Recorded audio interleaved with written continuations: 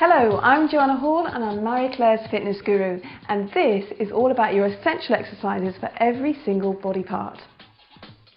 Having a neat, trim waist is really sexy, but when it comes to exercise there are certainly ones that will help and certainly ones that won't.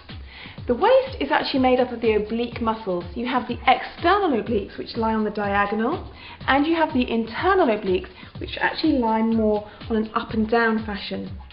Target the external obliques and you're going to get that really nice trimmed waistline. But if you target the internal obliques, you can actually end up with a bulkier, thicker set waist. So, in terms of waist exercises, don't do side bends, and especially don't do them with weights. But do leg crossovers.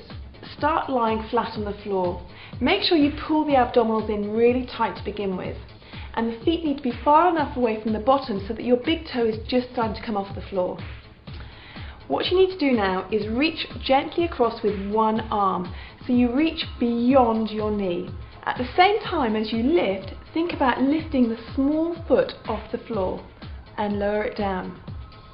It's really important here that you rotate. Think about coming from your ribs across to your hips. Now, to get the most from this exercise, there are 3 important technique tips you really need to master. Technique tip number 1, think small. In terms of lifting this foot off the floor, it only comes a small distance off.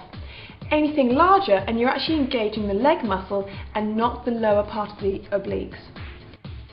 Technique tip number 2, think about rotating through the torso. So visualize rib across to hip. Technique tip number 3, it's really important that you keep your knees still and you don't have your arms moving madly around. If you start to move the knees, then you take the emphasis away from your waist. So put those all in place and you can really get a knit-in waist.